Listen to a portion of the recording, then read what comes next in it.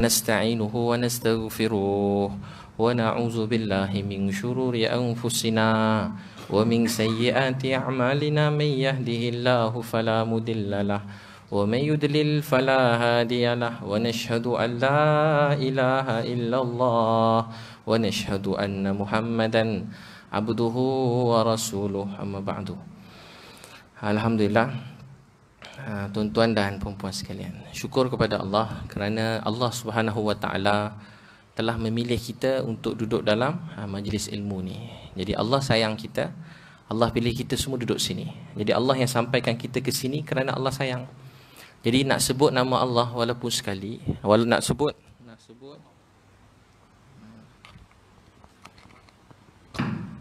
nak sebut nama Allah walaupun sekali, dia satu kurnia Allah yang besar.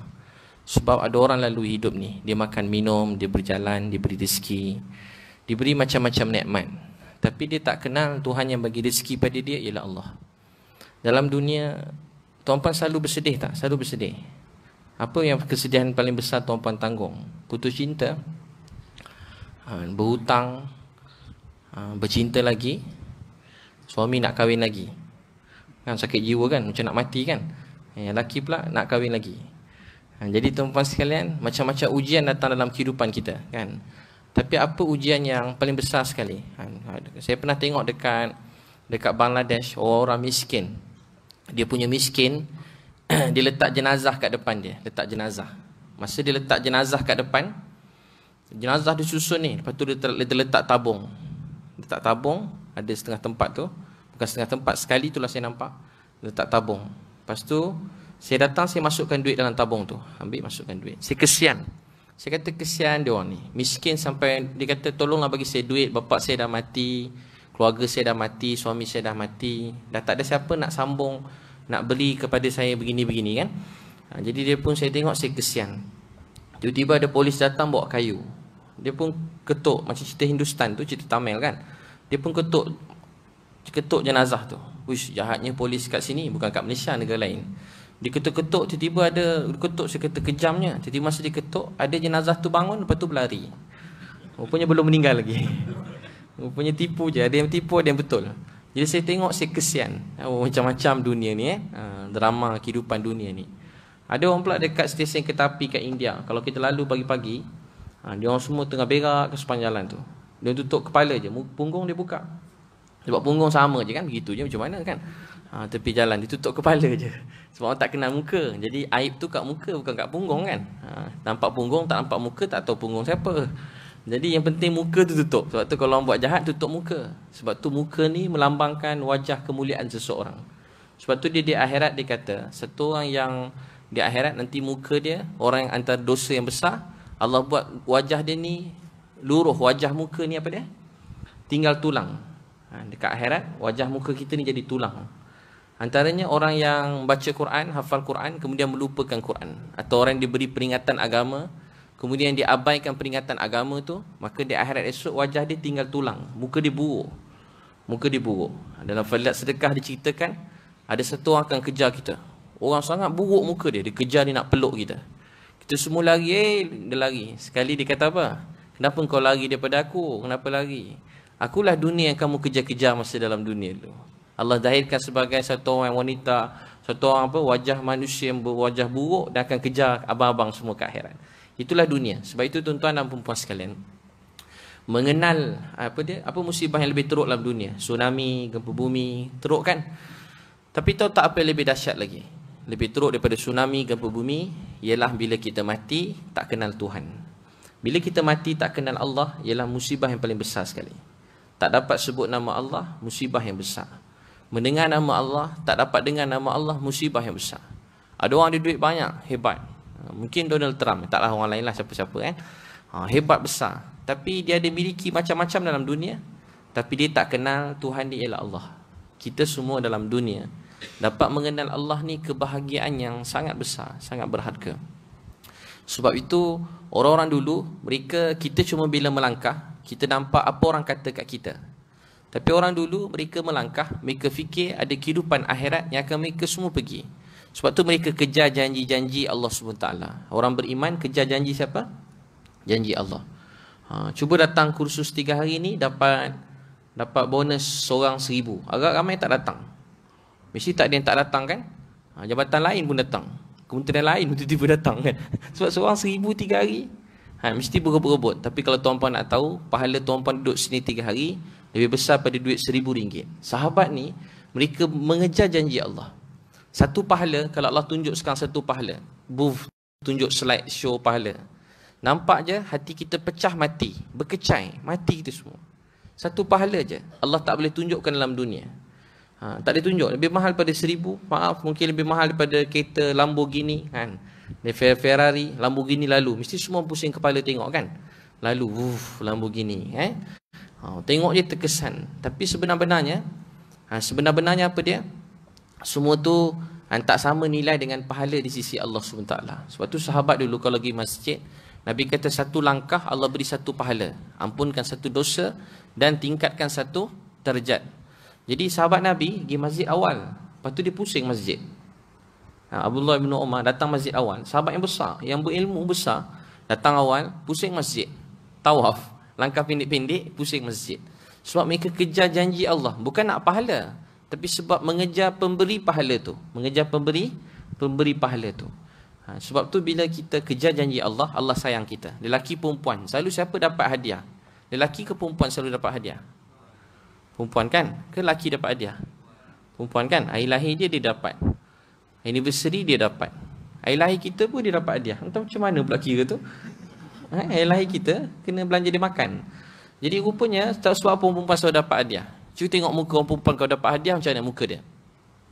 Bagi hadiah, abang, dia punya muka kan. Ada orang perempuan dapat hadiah macam tu, ya Allah abang, baiknya. Macam tu orang perempuan kau dapat kan. Allah abang, betul ke? Ya Allah abang. Tu mesti banyak bagi tu kalau begitu bunyi dia. Ya Allah abang. Tu tanda dia happy, dia gembira. Tapi cuba kalau lelaki dapat hadiah, macam mana bang? Perempuan sampai sakit jantung, dia punya terkejut dapat hadiah. Kalau lelaki dapat hadiah macam mana bang? Senyum je. Okey yang. Terima kasih. Hadiah ni bang untuk abang. Okey. Abang hadiah. Ya. Dah bergaduh pula dah. 3 kali je nak bergaduh dah. Tak apa, isteri pun tinggal. Isteri pun saja nak cari pasal. Isteri pun dah tahu dah suami dia macam tu, dia tunggu. Dia biar abang, dia tinggalkan abang. Esok dia tanya abang, abang, ataupun dah seminggu ke, abang hadiah tu dah cuba ke belum? Dia dah tahu dah memang dia nak bergaduh tu. Tu mulalah peperangan mula-mula. Dia dah tahu lah. Dia kalau tanya, abang mana hadiah tu dah try? Dah? Suka tak? Suka? Dah pakai? Pakai macam mana pula kan? Rupa belum buka lagi bekas dia.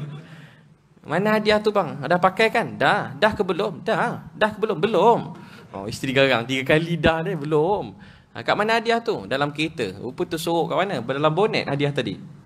Tu sorok kat mana? Kat bonet kereta. Tercampak kat belakang kereta. Sebab tu yang selalu dapat hadiah siapa dia? Orang perempuan. Jadi orang menghargai hadiah, dia dapat hadiah. Jadi manusia, sahabat Nabi, dia menghargai hadiah yang Allah beri. Jadi mereka berebut kepada hadiah yang Allah beri. Berebut-rebut. Sahabat Nabi berebut-rebut kepada janji Allah. Sebab tu dalam Quran, Alif Lam Mim Dzalikal Kitabu La Raiba Fi Hudal Lil Muttaqin. Kenapa Allah letak ayat mula-mula sekali Alif Lam Mim? Siapa tahu apa maksud dia? Siapa tahu maksud dia? Apa maksud Alif Lam Mim? Apa maksud dia? Sudah, apa maksud dia? Maksudnya hanya Allah yang mengetahui maksudnya. Kenapa Allah letak ayat tu mula-mula sikit? Banyak surah. Alif Lam Mim Dzalikal Kitabu La Raiba Fi Hudal Lil Muttaqin. Kenapa Alif Lam Mim? Tilka ayatul kitabil hakim hudan wa rahmatan lil muhsinin alladzina yuqimuna as-salata wa yu'tuna az-zakata wa hum bil akhirati hum yuqinun ulaika ala hudan min rabbihim wa ulaika humul muflihun. Ayat lain-lain Alif Lam Mim. Apa maksud Alif Lam Mim? Apa maksud Alif Lam Mim? Apa maksud Alif Lam Mim? Maksud Alif Lam Mim tak? Apa maksud dia? Maksudnya hanya Allah mengetahui maksudnya. Kenapa Allah letak ayat tu mula-mula sekali? Allah nak ajar kita, kamu ayat pertama pun kamu tak tahu. Macam mana kamu kata saya faham Quran, saya faham agama, kita tak mau dengan nasihat. Kunci kepada ilmu, bila kita start rasa saya tak tahu, tu kunci belajar. Bila kata saya tak tahu, Allah mula ajarkan kita. Jadi tuan-tuan dan puan sekalian, untuk itu sahabat kejar janji Allah. Sahabat kejar janji Allah. Ada seorang sahabat, ada orang komen kat sini dekat Facebook ni, tulis tengok door to door. Sekarang program saya kat TV door to door ABLU. Hari Sabtu 7.30 malam setiap minggu. Jadi tuan-puan tengoklah sekarang dah episod ke-10. 11, 12. Tapi dia bukan cerita, bukan dibuat-buat, memang dia macam tu. Jadi kamera tu dia kena ikut je saya. Ikut je, dia tak boleh apa? Bukan buat-buat, bukan rancang. Okey, abang kena macam ni lepas ni macam ni, tak ada. Dia ikut je. Ikut dia dah mula. Jalan je lah, dia ikut rakam. Ada bahan-bahan, tak ada, sudah balik. Zikir lah, carilah bahan, tapi sudah kan. Dia tak ada, memang pusing jalan je. Tapi memang ada je, macam-macam lah tengah jalan tu, macam kisah. Semua tempat kita gitu, macam kisah terjadi. Kisah hidup manusia sepanjang jalan. Dia orang rakam.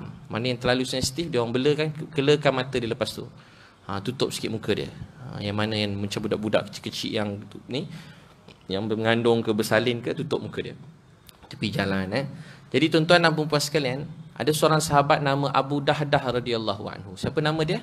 Abu Dahdah radhiyallahu anhu. Satu masa ada satu orang lelaki jumpa Nabi. Dia kata, ya Rasulullah, saya minta tolong sikit, minta tolong kat Nabi. Kebun saya ni, kebun warisan ayah saya, budak muda.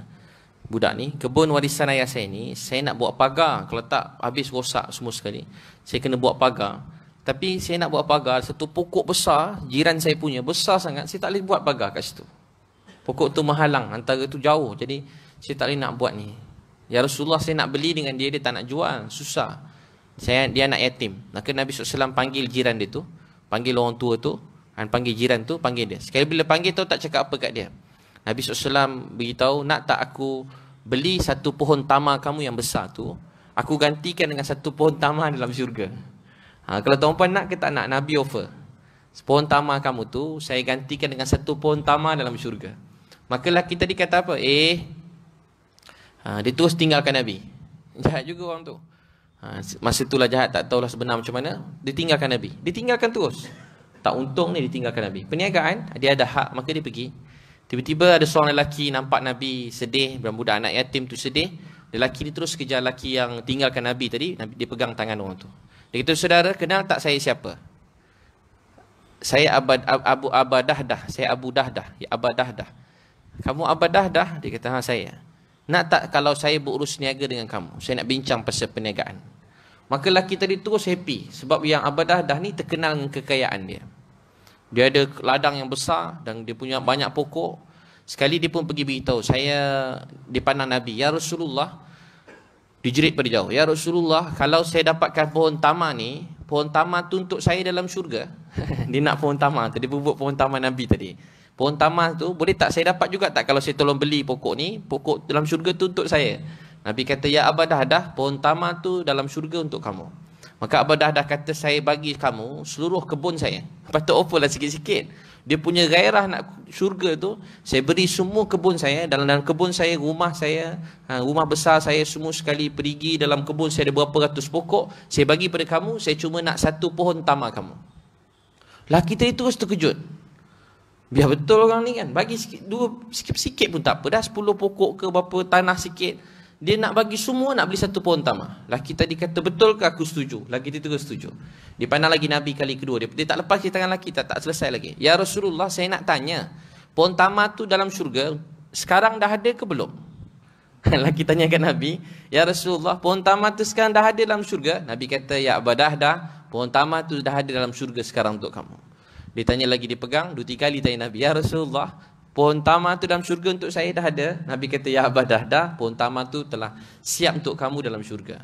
Abu Dahdah balik rumah dan beritahu keluarga dia, siapkan barang dan kita semua pindah malam ni. Sesungguhnya abang telah jual seluruh tanah kebun harta abang ni untuk dapatkan satu pohon tamar. Isteri terus menjerit, abang dah gila kenapa abang? Ya Allah Tuhanku, dah kenapa abang kena rasuk ke? Kalau kita macam itulah, abang dah kenapa ni? Dia kata, abang gantikan jual semua ni, abang beli satu pohon tamar dalam syurga. Kata isteri dia, wahai suamiku, sepanjang saya hidup dengan kamu, saya tak pernah rasa kamu lebih bijak, lebih pandai, lebih hebat daripada hari ini. Kamulah lelaki suami yang baik, yang saleh, saya sayang pada kamu. Apa dia buat? Isteri dia gembira sebab jual semua sekali untuk dapat apa? Satu pohon tamar dalam syurga. Daripada mulut Nabi SAW. Maka dia kemas-kemas barang, dia pun pergi. Dan dia tinggal rumah yang kecil dan agak buruk rumah dia bila dia pindah. Pengorbanan dia besar. Tiba-tiba masa perang Uhud, Nabi SAW kena serang. Saya ringkaskan, kena serang. Ada 70 sahabat mati syahid. Masa tu orang nak bunuh Nabi.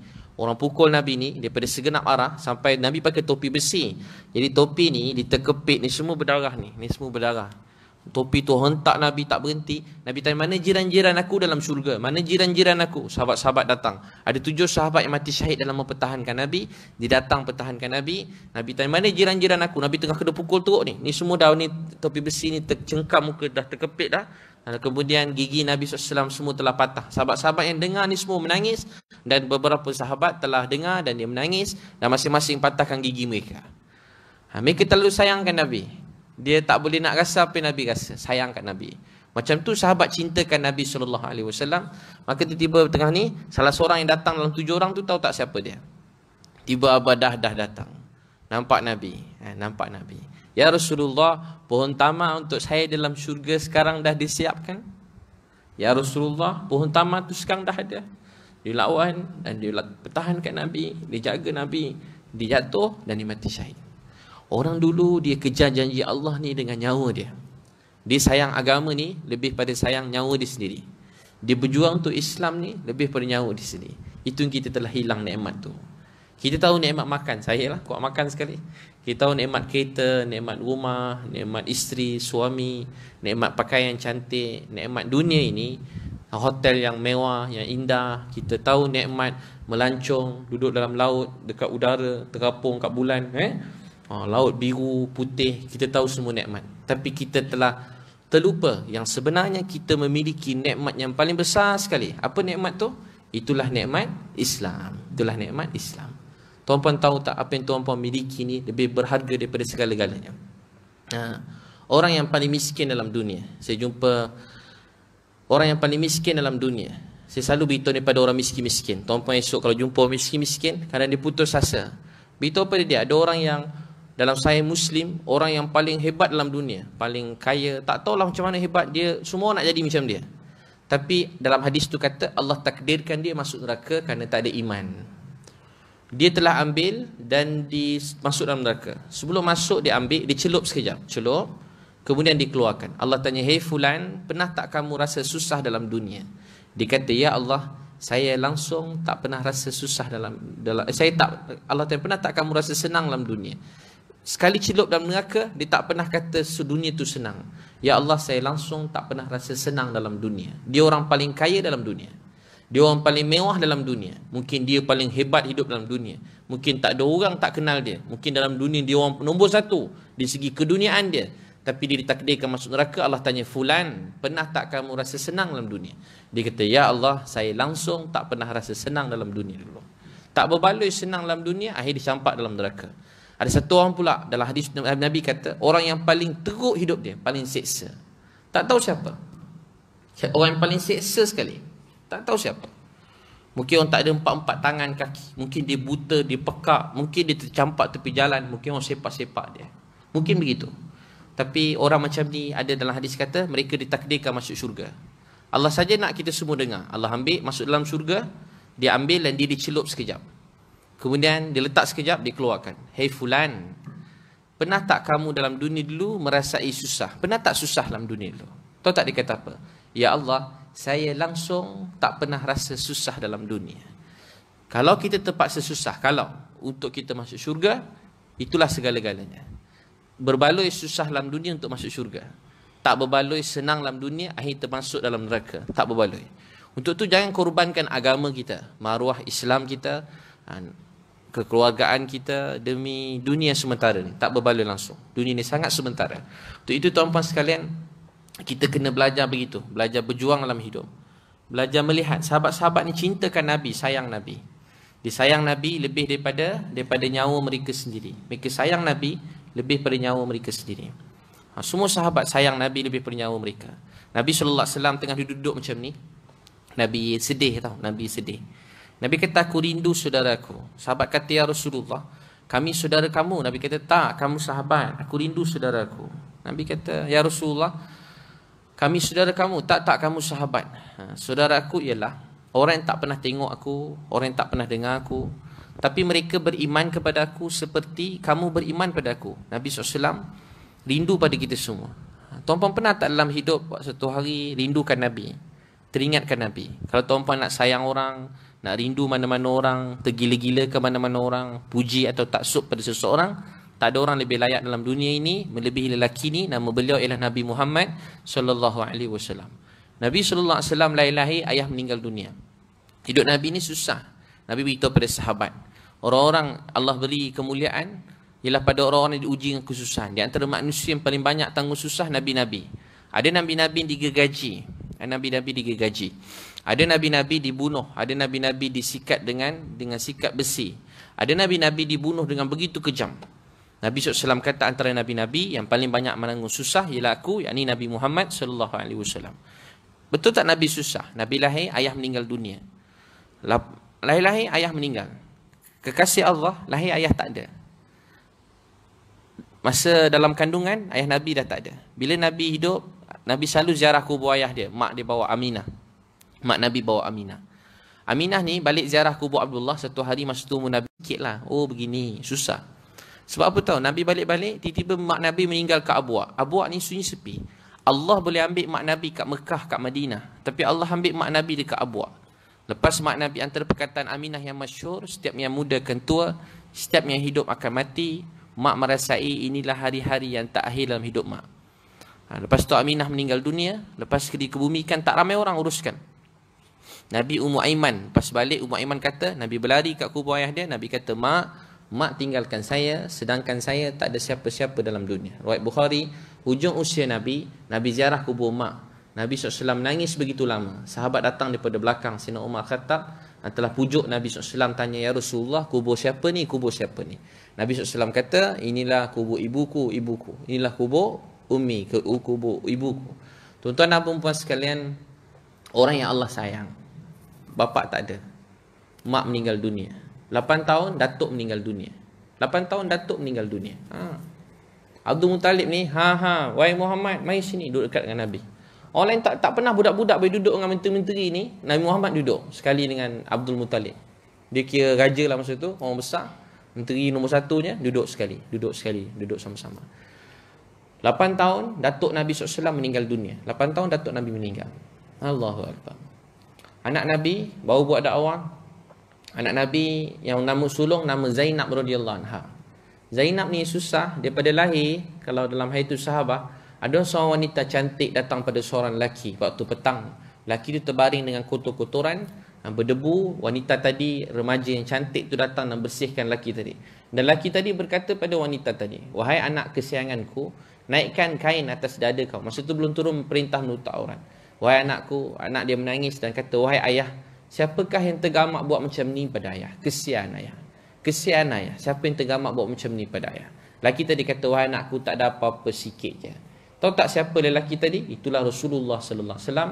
Dan wanita yang datang setiap petang bawa kain tadi, nama dia Zainab radhiyallahu anha. Nama ni patut menjadi sebutan dan bagi setiap anak-anak kita.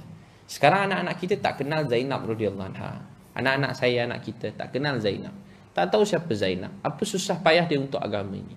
Zainab radhiyallahu anha jaga Nabi masa kita semua tak ada kat sana. Akhirnya Zainab ni dia kena, daripada kecil dia susah. Suatu hari dia balik lepas perang, masa perang Badar, dia bekas suami dia. Masa tu mula-mula dulu boleh kahwin, yang ni semua boleh kahwin. Zainab kahwin dengan satu orang dan lepas tu dia bercerai, dia bukan Islam. Maka waktu tu Zainab nak tebus bekas suami dia. Dia bawa satu rantai tu milik Khadijah radhiyallahu anha. Itulah harta terakhir Khadijah radhiyallahu anha. Khadijah ni Nabi sayang, tengok je rantai tu. Terus Nabi nangis, semua para sahabat dekat tu semua nangis. Tengok satu rantai, semua menangis. Tahu tak sebab apa? Itulah harta milik Khadijah radhiyallahu anha. Nabi bebaskan suami Zainab, kemudian saya ringkaskan, dia dibebaskan begitu saja. Masa dia nak hantar bekas suami dia, ada orang kata tu anak Nabi Muhammad, dia telah dikejar, berambat ramai-ramai. Seorang pun boleh sakitkan dia, tapi ramai-ramai serang Zainab. Zainab cuba lari dan masa tu dia mengandung, dia telah ditombak. Dan dia jatuh daripada unta. Dia ditombak, jatuh daripada unta dan dikeguguran. Masa jenazah Zainab sampai depan Nabi, Nabi SAW menangis. Nabi kebumikan, Nabi kata, ya Allah, ampunkan dosa Zainab radhiyallahu anha. Semua sahabat menangis. Apalah dosa anak Nabi yang daripada kecil jaga dan berjuang untuk Nabi sallallahu alaihi wasallam. Jadi ni nama-nama anak Nabi yang patut kita kenal, yang mana telah berjuang bersusah payah untuk kita semua. Tuan-tuan dan puan-puan yang saya sayangi sekalian, untuk itu kita kena kenal anak-anak Nabi, sayang Nabi dan lihat perjuangan mereka. Lihat perjuangan mereka, susah payah mereka untuk agama. Saya lihat pengorbanan mereka, susah payah mereka. Sebab tu kita semua dapat Islam. Kalau orang dulu tak berjuang untuk Islam ni, kita semua tak dapat Islam. Hari-hari orang datang pada Islam, hari-hari orang datang pada Islam. Tak berhenti orang nak belajar Islam. Untuk tu kita kena berjuang untuk agama ni sungguh-sungguh. Dengan diri, harta, nyawa kita sendiri, kita hidupkan Islam ni. Boleh semua sekali ada seorang sahabat, Tuan Puan larat lagi dengar, ke rasa macam nak meninggal. Siapa dah meninggal dah? Belum lagi. Bagus KBS. Semua dengar khusyuk ceramah. Menangis-nangis semua sekali. Tak ada yang tidur lena. Bagus dengar khusyuk. Tak ada yang main handphone. Kalau biasanya semua rakam semua sekali. Ya Allah. Cemerlang. Apa tadi dah lupa dah. Sebab cemerlang ni sangat tuan puan dah tak tahu apa nak cakap dah. Hilang dah. Jadi tuan-tuan dan puan sekalian, ada seorang sahabat, nama dia entah hilang nama dia. Anas bin Nadar radhiyallahu anhu. Dia kata, ya Rasulullah, saya nak tunjuk pada Allah apa yang saya akan buat untuk agama ni. Saya nak tunjuk pada Allah apa saya akan buat untuk agama. Dia tak pergi perang Badar, dia sedih. Jumpa Nabi, dia nangis. Masa perang Uhud, musuh datang berbelakang. Islam tersebar dengan dakwah kasih sayang. Perang ni jalannya paling akhir. Ambil semangat jihad mereka dalam kita membantu masyarakat, dalam kita mencari rezeki yang halal, jauhi rezeki yang haram, jauhi perkara yang haram. Kita ambil semangat-semangat perjuangan orang dulu. Tuan-puan jangan terpengaruh, jangan cerita-cerita perang ni tak bagus. Ada orang cakap kat saya, tak bagus cerita. Nanti orang nak berperang. Tak, jangan terpengaruh. Tengok anak-anak kita, dia tak kenal sahabat. Dia kenal siapa? Dia kenal Ultraman, Transformers, Avenger, Thor, apa lagi? Batman, Superman. Bukan anak, bapa-bapa pun kenal. Ni tanya mak, semua kenal lah. Bapa ni semua kenal kan? Avenger. Belum habis cerita yang barunya. Tak habis lagi kan? Tengok Avenger, tengok Captain America kan? Tengok apa lagi? Incredible Hulk kan? Warna hijau orang. Budak-budak kita semua suka. Sebab tu cerita lawan-lawan semua suka. Anak kecil-kecil suka. Sekarang cerita apa? Cerita Pipin lagi, apa satu yang gaduh-gaduh sikit apa? Boy kan? Semua tahu bapak ni. Sekarang lagi lepas Boy apa pula? Ejen Ali. Tengok semua bapak tahu. Anak tak Boy, Ejen Ali. Tak Pipin. Anak perempuan ada sikit cerita. Tu dah tahu tak sebab budak-budak suka cerita macam tu. Memang Allah buat fitrah budak muda ni memang macam tu. Dia kira memang dia nak berjuang je. Tapi sekarang kita orang putih kata orang Islam teroris. Jadi dia buat cerita dia lagi teruk. Satu dunia meletup. Habis hari-hari kebumi dunia, terbelah 8 dunia ni. Malaysia tak tahu kat mana masa tu. Terbelah semua sekali. Dia orang selamatkan dunia. Cerita sahabat tak adalah sampai terbelah dunia semua sekali, terbelah bumi semua sekali. Cerita-cerita, tapi cerita sahabat ni patut kita cerita pada anak kita. Biar anak-anak kita kenal sahabat, mereka cinta dan sayang pada sahabat. Boleh insya-Allah tuan-puan cinta sayang pada sahabat, kasih pada sahabat. Saya kecil-kecil dulu, saya nakal. Adik-beradik saya 12. Satu hari tu kat rumah saya, bapak saya, mak saya sayang dia. Baik semua sekali. Tapi itulah keluarga saya dulu kan, belum betul-betul kenal Tuhan, tak kenal Allah. Saya Cina. Tahu kan ke tak tahu? Tak tahu. Saya Cina. Saya pergi daftar surat beranak-anak. Sekali kat situ dia kata anak ustaz keturunan Cina. Saya pun tanya dia, kenapa anak saya Cina pula? Yalah encik keturunan Cina ni, lupa pula Cina. Sebab hari-hari ceramah lupa dah kan. Cina rupanya saya ni. Jadi lepas tu kecil dulu bapak saya memang dulu lah, zaman dulu kan. Senang cerita saya kecil, bapak saya kaya, senang. Dia lain macam sikit hidup tu. Tak kenal Allah, tak kenal Tuhan. Saya pula kecil-kecil dulu degil. Degil betul bang. Sampai bila degil je kan, ada cikgu tu kata, tak boleh buat apa dah. Tak boleh buat apa dah, banyak makan babi. Dulu pada belakang cikgu tu lalu, tak boleh buat apa dah, banyak makan babi. Dulu rakam dalam ni dengan bunyi kuat, pakai mic. Sambil lalu je dulu. Degil, kecil dulu. Pada kecil suka matematik dengan suka cerita polis dengan perompak masa saya kecil tu. Tapi bukan nak jadi polis, nak jadi perompak. Jadi kerja merompak. Habis pada darjah 4 merompak. Join budak-budak besar, merompak pasar raya. Pasar raya merompak. Merompak, masuk semua pasar raya. Kawan-kawan saya budak besar-besar. Macam itulah hidup saya. Dari kecil-kecil tu. Kawan budak besar-besar. Merompak, hobi betul merompak tu, pantang. Kat sekolah macam tu juga. Kawan nak pinjam tip game, janji nak bagi. Girlfriend dia minta, dia bagi kat girlfriend. Bukan girlfriend budak perempuan. Kau main, budak lawa minta tak bagi kita. Saya pindahkan beg tu semua sekali, sorok belakang tandas. So, habis satu beg tip game. Cikgu saya tolong cari. Sebab saya pengawas. Saya tolong cari. Kan, tolong cari. Buat cari satu kelas. Rupa kita dah sorok belakang bilik air dah kan. Dulu kecil degil. Macam-macam lagi lah. Tapi satu hari bila saya dengar seorang cikgu matematik saya dalam kelas kata, tinggal satu solat 80 tahun dalam neraka. Masa saya dengar tu saya nangis. Tak berhenti saya nangis. Satu hari akhirat 1000 tahun dunia. Pakai terompah, otak kita menggelegak. Saya dengar tu, tahu tak cita-cita saya yang pertama apa dia? Saya tak nak mak ayah saya masuk neraka. Saya tak nak keluarga saya masuk neraka. Saya nak mak ayah saya masuk syurga Firdaus. Saya nak mak ayah saya masuk syurga. Saya belajar kenal Allah, pergi masjid komite belakang, nyuruh-nyuruh. Bapak saya garang, kadang belasah saya. Dia angkat kayu pukul 7, anak-anak semua dalam rumah. Bukan anak-anak, jiran-jiran sikit masuk rumah. Garang bapak saya. Dia kalau pegang kayu ni, dia kalau pergi jauh kan, Pahang ke KL, gerak sekarang. Daripada berak tak jadi, cancel, terus gerak. Bapak saya macam tu. Tapi dia romantik, dengan mak saya dia romantik. Mungkin sebab tu Allah beri dia hidayah. Dengan mak romantik, penyayang. Dia kalau makan berdua bang. Siap makan suap-suap lagi. Kita pula tengok seram juga. Makan suap-suap. Tu tak apa lagi, mak masak belakang, dia peluk dari belakang. Dulu ayah saya. Tu tak apa lagi, mak masuk bilik air, bapak masuk sekali. Tahu pula dia yang tu. Tu hadis Nabi tau bang, sunnah mandi suami isteri. Apa anda buat? Mandi jangan malam ni, tunggu hari ketiga. Saya balik malam ni keratkan kaki kan, tak adalah. Gurau. Jadi mandi sekali tu sunnah Nabi. Berebut air lah bang. Jangan mandi jauh-jauh. Atau mandi ramai-ramai, bawa mak yang betul sekali mandi semua sekali kan. Mandi berdua je, tu sunnah Nabi. Tu Nabi ajar, memang dapat pahala. Nak sunnah-sunnah lain payah, yang tu mampu bang, buatlah bang. Itu pun tak nak pahala, dapat seronok, dapat sedap pun dapat, semua dapat kan. Apa lagi bang, buat balik kan. Mandi sekali balik mandi sekali. Lepas tu, tapi Nabi mandi berebut air. Jangan mandi jauh-jauh pula. Yang mandi sebelah sana sempit pula air ni, jauh sikit kan. Tu dah bergaduh pula kan. Kasih sayang. Nabi keluar masuk rumah bang, cium isteri. Abang ada buat, keluar rumah masuk cium. Kalau takut batal duduk, cium kepala kalau tak mampu sudah sini sikit, laga gigi palsu. Lagi palsu. Sunnah Nabi. Romantik. Nabi kalau kat masjid ulur kepala kat rumah, isteri sikatkan kepala Nabi. Kasih sayang. Bapak saya amalkan sunnah-sunnah Nabi tu semua amal. Walaupun dia belum kenal Allah. Lepas tu tahu tak apa jadi? Saya pun pergi masjid komputer. Kalau pergi jauh-jauh, Pahang pergi KL atau Johor pergi KL, mak saya tak ikut, bapak saya tak akan makan. Jadi kerana kisah cinta mak ayah kami anak-anak selalu kelaparan. Terbulung. Pergi jauh-jauh. Kalau sebut KFC je, KFC bapak saya berhenti belasah dulu. Bapak saya memang tak ada beli kat KFC tu, takut. Tak suka. Apa orang Melayu cakap orang putih pula, kita Cina pun cakap Melayu. Dulu-dulu lah, macam saya punya Melayu tu apa, tak percaya kan. Dulu lah kecil-kecil tu kan. Punya sayang Melayu tu, bahasa Melayu tu kan.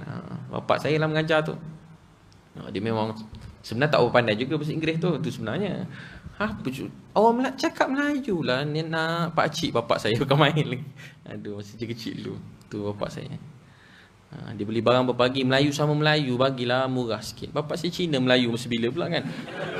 Saya pun terkejut, bila pula bapak aku jadi Melayu ni. Pagi-pagi beli barang kan. Lepas tu sampai mana tadi dah hilang.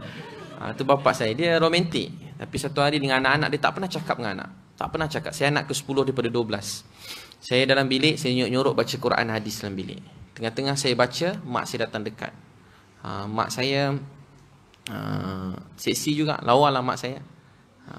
Ialah tengok anak handsome macam mana kan. Dia rasa macam nak muntah lah. Mak saya duduk, mak saya dekat dengan Allah, belajar semayang. Mak saya baik, saya sayang dia berubah. Makin banyak berubah sampai hari-hari takhir dalam hidup dia. Dia sangat suka cerita Nabi, dia dakwah anak-anak saudara suruh jaga semayang. Dia betul-betul luar biasa. Tapi bapak saya tak nampak jalan masa tu. Saya pun doa dia hari. Bapak saya baik, saya sayang dia. Dia lagi sayangkan saya. Dia sempurna, tak ada apa kurang. Tengah-tengah saya baca Quran hadis, tiba ayah saya datang dekat dengan saya. Dia pegang kaki saya. Dia masuk bilik. Aduh, tak kunci pintu. Saya pula masa tu dakwah semangat gila. Saya daripada satu memang habis semua saya dakwah bang. Memang macam tu. Tak kira siapa, semua saya dakwah.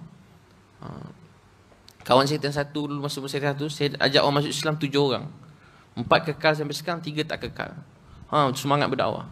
Semua saya dakwah. Polis tahan saya pun saya dakwah dia. Tak lesen cik-cik. Lepas kena saman ceramah, pegang tangan polis. Tu pakcik pergi masjid sama-sama main Zuhur. Allah marah nanti. Kenapa Zuhur buat Roblox sebenarnya Zuhur? Dulu kecil. Sekarang tak lah. Sekarang baik dengan polis selalu ceramah kat Bukit Aman tu kan. Jadi pegang masa tu. Pakcik sampai last sekali bila saya lalu dia tak tahan lah saya. Biarlah budak ni jalan je kan. Sebab kalau berhenti memang saya pegang tangan 2-3 orang saya pegang. Saya macam tu. Budak tengah lumba motor tahan. Budak geng besar-besar ni tahan motor. Berhenti. Allah yang jadikan kita. Budak tengah angkat tayar. Tunggulah turun dulu tayar dia kan. Tengah wili-wili semua tembok jalan semua singgah. Kedai-kedai semua singgah. Lepas beli barang ceramah kawan jual kedai tu. Pakcik Allah jadikan kita jaga solat pakcik kat masjid. Zaman Nabi laki semai kat masjid dulu-dulu. Habis semua ceramah kat kampung tu. Satu kampung kenal. Sampai orang tak nak buka pintu kalau saya datang. Jumpa anak kunci pintu takut. Yang bukan Islam lagi lah. Memang semua tak kira. Habis semua saya dakwahkan. Saudara ke apa semua situ habis semua sekali. Semua saya ceramah. Nak ceramah. Cikgu sains ada seorang cikgu sains tu. Saya pegang kaki dia. Cikgu tolong mengucap. Saya sayang kat cikgu. Tak nak cikgu masuk neraka. Terkejut cikgu Cina tu lari dia.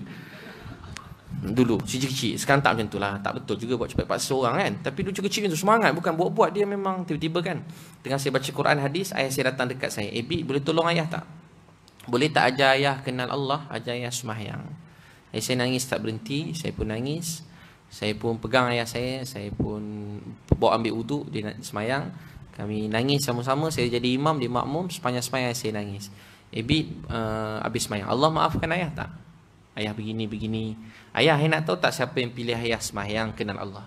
Kalau ayah nak tahu, bukan Ibi, bukan mak. Yang pilih ayah hari ini dapat kenal Allah, dapat sembahyang, ialah Allah Subhanahu wa ta'ala.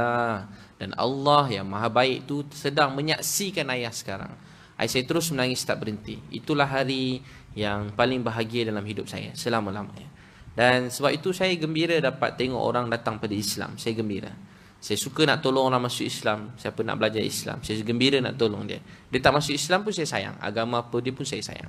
Adik-adik saya ada 6 orang bukan Islam. Saya sayang dia. Hari-hari saya doakan dia. Ada Buddha, ada Kristian, ada macam-macam agama. Tapi saya sayang dia dunia dan akhirat. Sampai saya mati dengan nyawa saya sayang keluarga saya. Tapi saya berusaha dan menangis berdoa setiap hari supaya mereka dapat kenal Tuhan yang sebenarnya. Sesungguhnya tiada Tuhan melainkan Allah. Tiada Tuhan melainkan Allah. Bukan cerita-cerita, dia betul-betul terjadi. Semua tertulis dalam Quran, terjadi dalam dunia. Sains beritahu 100, 200, 300 tahun ni Islam tulis pasal semua sekali bumi, langit, bulan, manusia, kejadian hujan 1400 tahun yang lalu. Dia bukan cerita-cerita. Sebab Quran bukan orang yang cakap, bukan daripada manusia, daripada Tuhan yang menjadikan segala sesuatu. Jadi 70-80% Quran tentang dunia ini semua terbukti dengan jelas dengan sains yang terjadi hari ini. Jadi Allah telah beritahu 1400 tahun yang lalu. Untuk Islam ni bukan cerita-cerita, dia betul-betul sebenar-benar. Itu kita kena doakan semua orang supaya dapat Islam, dapat kenal Allah. Boleh semua sekali? Itu kita kena rasa sayang. Kita sebuah keluarga. Kena sentiasa bangunkan satu sama lain. Nasihat menasihati. Doakan malam-malam, doa nangis. Surah pertama turun kat Nabi, Iqra. Asas manusia jadi banyak ilmu. Tuan-tuan kena rajin duduk majlis ilmu, menyampaikan ilmu. Kedua, Ya Ayyuhal Mudassir. Surah kedua turun kat Nabi, wahai orang berselimut, jangan malas. Bangun, wahai orang berselimut. Kum fa'anzir. Bangun, beri peringatan. Ini Nabi balik pada Gua Hira tu menggeletar. Takut lepas dapat surah Iqra tu sejuk. Berat, macam satu dunia lebih berat daripada gunung ganang tak sanggup tanggung. Nabi dah tanggung. Terbaring Nabi, letak selimut tutup. Allah beritahu, Ya Ayyuhal Mudassir, kum fa'anzir wa rabbaka fakabbir. Wahai orang berselimut, kum fa'anzir. Bangun, beri peringatan. Wa rabbaka fakabbir. Besarkan Tuhan kamu. Dan kat dunia ni berat berbahanan. Tuan-tuan tengok keadaan anak muda, keadaan orang tua, lelaki, wanita, keadaan dunia, negara, sebagainya. Untuk tu jangan berselimut. Bangun dan beri peringatan. Apa peringatan yang patut kita ingatkan? Wa rabbaka fakabbir. Besarkan Tuhan kamu. Bila hati manusia ada kebesaran Allah, dia tak menipu. Bila manusia ada kebesaran Allah, dia tak beri rasuah, tak makan rasuah. Orang yang ada kebesaran Allah, dia tak fitnah orang, tak mengumpat orang. Orang yang ada kebesaran Allah, dia tak hina mana-mana manusia. Orang yang ada kebesaran Allah, dia tidak jatuhkan mana-mana orang. Orang yang ada kebesaran Allah, dia tak berebut dunia. Orang yang ada kebesaran Allah, dia tak putus kehubungan dengan mak ayah, adik-beradik, silaturahim. Orang yang ada kebesaran Allah, dia akan jadi jujur amanah dalam hidup dia. Surah ketiga turun pada Nabi, Ya Ayyuhal Muzammil qumil laila illa qalila. Allah perintahkan kita semua bangun malam. Wahai orang berselimut, qumil laila illa qalila. Wahai orang berselimut, qumil laila. Bangun waktu malam, illa qalila, melainkan sedikit. Malam nangis, doa. Ya Allah, saya sayang manusia, saya doa. Ya Allah beri hidayah. Malam-malam nangis pada Allah. Itu bagi masa sebelum subuh, bangun awal sikit, sembahyang tahajud. Hari-hari. Jaga solat fardu subuh kat masjid. Siapa ni nak jaga solat fardu 5 waktu, angkat tangan, berjemaah. Masya Allah. Jangan tinggal sembahyang Jumaat dah abang kakak semua. Betul. Hidup kita berubah. Sekarang saya boleh beritahu siapa bahagia, siapa tak bahagia. Siapa berjaya dalam hidup, siapa tak berjaya. Sekarang saya boleh beritahu. Tahu tak siapa? Orang yang jaga solat awal waktu, berjemaah. Bila lagi bang? Kita pun dah makin tua dah. Bukan hidup lama sangat, sikit lagi. Tak berbaki hari tinggal. Bila lagi nak sembahyang kat masjid? Sembahyang kat masjid 5 waktu, sembahyang kat masjid. Saya sekali ada masalah, terpaksa, tu lain cerita. Tapi 5 waktu niat kat masjid, boleh. Siapa sembahyang subuh berjemaah, Allah kata ni orang aku jaga dia. Siapa nak jadi orang Allah, angkat tangan, nak jadi orang Allah. Siapa nak jadi orang Allah, sembahyang subuh berjemaah, lelaki. Wanita kalau tak sesuai atau tak ada kemampuan ni, sembahyang subuh awal waktu kat rumah pun boleh. Sembahyang subuh berjemaah kat masjid. Nabi sebut siapa sembahyang subuh berjemaah, ni orang aku jaga dia. Dia jaga sembahyang. Jaga sembahyang, jaga hubungan dengan Allah SWT. Seluruh dunia ni 7 petala langit, 7 petala bumi ada dalam solat. Bila kita solat, kita bercakap dengan Allah. Siapa dia Allah? Malaysia ni siapa punya? Siapa punya Malaysia ni? Allah punya. Amerika siapa punya? China siapa punya? Indonesia siapa punya? Ada 18,000 pulau ke Indonesia, siapa punya? Singapura siapa punya? Bumi siapa punya? Langit siapa punya? Hutan-hutan, lautan siapa punya? Bulan, matahari, bintang siapa punya? Siang siapa punya? Malam siapa punya? Kita siapa punya? Lidah kita siapa punya? Tangan saya siapa punya? Jantung saya siapa punya? Kaki kita siapa punya? Kereta kita siapa punya? Rumah kita siapa punya? Anak isteri kita siapa punya? Semua sekali siapa punya? Allah yang punya. Tentu kalau kita solat, kita sedang bercakap dengan Allah. Riwayat Bukhari, bila tuan-puan solat, Bismillahirrahmanirrahim. Allah kata, dengan nama Allah Maha Pemurah, Maha Penyayang. Ya Allah, terima kasih sayang saya. Hamba aku sedang memuji aku, membesarkan aku. Alhamdulillahi Rabbil Alamin. Segala puji bagi Allah, Tuhan sekalian. Allah kata, hamba aku sedang memuji aku. Allah jawab, setiap ucapan kita tu ada jawapan dia. Rupanya lepas baca Fatihah, setiap ayat kita sedang bercakap dengan Allah. Bila kita solat, kita sedang cakap dengan Allah. Siapa dia? Allah mempunyai semua sekali. Suruh raja-raja dalam genggaman ni. Betul ke tak? Ada orang kata kalau banyak duit lambat sikit mati. Betul? Orang kata, macam ya juga kan. Macam boleh jumpa doktor pakar, lambat sikit mati. Itu usaha, tak salah. Tapi saya nak beritahu tuan-puan sekalian, mati takkan tercepat sesaat, takkan terlambat, walaupun sesaat. Ayat Quran takkan salah. Tak tercepat sesaat, tak terlambat sesaat. Apa bukti dia? Orang paling kaya Fir'aun dah mati. Orang paling kaya Nabi Sulaiman pun dah meninggal dunia.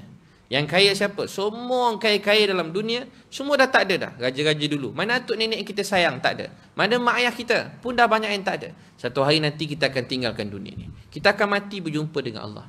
Hidup ni bukan gamble, life diperjudikan. Tuhan terima, tak terima, tak apa. Tak. Kita kena berusaha sehingga Allah terima kita. Allah kata dalam Quran, jangan kau mati. Allah kata, jangan pernah kau mati. Jangan kau mati. Melainkan mati sebagai orang Islam. Allah beritahu, perintah kepada kita. Perintah supaya kita berusaha kuat. Jangan perjudikan hidup ni. Kita kena mati sebagai apa? Orang Islam. Islam. Untuk itu tuan-puan sekalian, kita niat insya-Allah jaga solat, jaga agama, jaga sembahyang jemaah 5 waktu. Jadi anak-anak solat, cakap kebaikan. Mudah-mudahan Allah SWT terima. Baik. Kita doa sikit. Bismillahirrahmanirrahim. Ya awwalal awwalin wa ya akhiral akhirin. يا ذا القوة المتين ويا رحم المساكين يا أرحم الراحمين يا أرحم الراحمين يا أرحم الراحمين يا أرحم الراحمين يا أرحم الراحمين. Ya Allah, Tuhan kami yang sangat sayang kami. Ya Allah, Tuhan yang sedang melihat kami hamba-hamba-Mu sedang menadahkan kedua belah tangan kami. Ya Allah, terima kasih sayang kami, jaga kami selama ni. Dari kami kecil sampai sekarang. Satu hari dulu Engkau kutip kami, ya Allah, ada antara kami daripada longkang tempat yang kotor. Kami tak kenal Engkau, ya Allah. Hari itu Engkau selamatkan kami. Kau ajar kami kenal Engkau, Kau ajar kami sembahyang. Kami kenal Nabi Muhammad, kami kenal usaha dakwah yang mulia. Ya Allah, semenjak itu hidup kami sikit-sikit dah berubah. Kami dah tak susah lagi, kami ada Engkau. Ya Allah, terima kasih sayang kami. Terima kasih beri kami Islam. Kami tak tahu macam mana kami nak ucapkan. Kami tak tahu apa perkataan yang patut kami pilih. Bagaimana kami nak ungkapkan. Tapi kami sangat berterima kasih sebab Engkau beri kami Islam. Ya Allah, terima kasih beri kami Islam dan keadaan kelalaian kami. Terima kasih beri mak ayah kami Islam. Ya Allah, terima kasih beri keluarga kami Islam. Ya Allah, terima kasih beri kami semua Islam. Ya Allah, terima kasih sayang kami, jaga kami selama ini. Ya Allah yang maha baik, maha penyayang. Ada 7 bilion manusia dalam dunia, 5 bilion orang belum Islam. Bila hidayah mereka dapat kenal Kau, mereka semua baik-baik ya Allah. Kami, akhlak kami tak macam Nabi, sifat kami tak macam Nabi, orang tak dapat nak faham Islam ini. Kami minta maaf, minta ampun ya Allah. Ya Allah, kami minta maaf, minta ampun. Ya Allah, kami minta maaf, kami minta ampun. Kami sungguh-sungguh minta maaf, minta ampun. Kalaulah mereka semua bertemu dengan Nabi dan sahabat, mereka insya-Allah mereka semua akan faham Islam ini. Tapi mereka hidup dengan zaman kami ya Allah. Kami yang kurang memahami dan menikmati dan berakhlak dengan akhlak Islam ini. Ya Allah, maafkanlah kami semua. Ahli keluarga kami yang kami sayangi, yang belum dapat kenal Kau, berilah dapat kenal Kau. Mereka semua baik-baik, kami sayang mereka. Kami percaya ya Allah, hati manusia dengan genggaman Kau. Kau boleh balik-balikkan hati manusia dengan keajaiban-Mu, kebesaran, ketinggian-Mu, kekuatan, kebesaran-Mu ya Allah. Kau berilah hidayah pada orang-orang yang kami sayang dalam hidup kami. Ya Allah, kami tak beri hidayah pada orang yang kami sayang. Kau beri hidayah pada siapa orang yang Kau nak. Ya Allah, Maha baik, Maha penyayang. Ampunkan dosa mak ayah kami, kasih sayangi mereka. Mereka menyayangi kami semenjak kami kecil. Ya Allah, kasih anak-anak kami, ahli keluarga kami semua sekali. Ya Allah, sayangi, terimalah ya Allah. Ya Allah, terimalah anak-anak isteri kami ya Allah. Ampunkan dosa orang yang kami sayangi. Ya Allah, beri kesihatan yang baik. Kami maafkan semua kesalahan pasangan kami pada kami. Kami redha atas mereka. Jagakan mereka dengan baik ya Allah. Di mana pun mereka berada ya Allah, ahli keluarga yang kami sayangi, Kau jagakanlah mereka ya Allah. Ya Allah, ada orang yang kami sayang telah pergi. Ya Allah, Kau ampunkan dosa mereka, hadiahkan mereka syurga Firdaus-Mu. Mak ayah yang kami sayangi, hadiahkan mereka syurga Firdaus-Mu. Ketika ini ya Allah, gembirakanlah, bahagiakanlah mak ayah kami. Biarlah mak ayah kami tersenyum walau di mana pun mereka berada. Ya Allah, jagakan mak ayah kami. Ya Allah, jagakan mak ayah kami di sana. Ya Allah, jagakan mak ayah kami ya Allah. Maafkan semua salah silap mereka. Ampunkan semua dosa-dosa mereka. Ringankan hisab mereka. Ampunkan dosa mak ayah kami. Ya Allah, kalau ni hari-hari terakhir kami dalam hidup, baki-baki hidup kami, kalau kami pergi dulu daripada dunia ini, kalau kami cuma nak Kau maafkan kami, jangan marah pada kami. Ya Allah, peliharalah orang-orang yang kami tinggalkan, istiqamah, istikhlas atas Islam ini. Ya Allah, terima kami semua, berkati sepanjang 3 hari kami di sini. Jadikan 3 hari ini asbab kebaikan hidayah buat kami semua. Ya Allah, jadikan 3 hari ini buat kami makin dekat pada Engkau. Jadikan 3 hari ini buat kami makin sayang keluarga kami. Jadikan 3 hari ini ya Allah, buat kami jadi langkah pertama dalam hidup kami dapat jaga sembahyang Jumaat. Langkah pertama untuk kami menjadi seseorang dalam hidup. Ya Allah, telah banyak masa berlalu yang telah kami sia-siakan. Kami minta maaf, minta ampun. Ya Allah, kami tahu Kau tengok kami. Kau tak pernah tinggalkan kami dari dulu sampai sekarang. Kau dengar doa kami. Kau layan kami dalam dunia macam raja, macam permaisuri. Bangun pagi ada matahari, waktu malam Kau gelapkan dunia untuk kami berehat. Kau jadikan bumi untuk kami pijak. Ya Allah, Kau aturkan makanan, Kau hadamkan makanan yang kami makan. Ya Allah, Kau aturkan jaga jantung kami 24 jam. Kau beri kami penglihatan, pendengaran yang baik. Kau ajar kami bercakap. Kau beri kami macam-macam nikmat. Ya Allah, kami dah tak tahu nak bagaimana nak cakap terima kasih. Tapi kami sungguh-sungguh berterima kasih atas semua nama nikmat Kau. Ya, kebesaran, kehebatan, kemuliaan, ketinggian Kau, dengan sifat Rahman Ar-Rahim Kau. Maafkanlah kami semua. Ya Allah, maafkan kami semua. Sifat acuh tak acuh kami maaf ya Allah, kami minta maaf. Kami kurang beradab, kami kurang berakhlak, kami silap dalam apa kami buat, kami minta maaf ya Allah. Tak ada siapa yang patut kami lebih malu, lebih kami patut kami takut, lebih Engkau ya Allah. Ya Allah, kami rindu pada Engkau ya Allah. Kami rindu ya Allah pada Engkau. Kami rindu pada Engkau ya Allah. Terima kasih jaga kami, sayang kami ya Allah. Kami rindu pada Engkau. Terima kasih pilih kami dapat sebut nama Engkau ya Allah. Terima kasih beri kami dapat dengar nama Engkau ya Allah. Ya Allah, teruslah pilih kami ya Allah. Beri kami ketenangan, kebahagiaan hidup kami. Yang sedih Kau bahagiakan, yang sakit dengan rahmat-Mu sihatkan ya Allah. Ada musibah-musibah menimpa kawan-kawan kami, lapangkan, mudahkan buat mereka yang tak ada makan minum.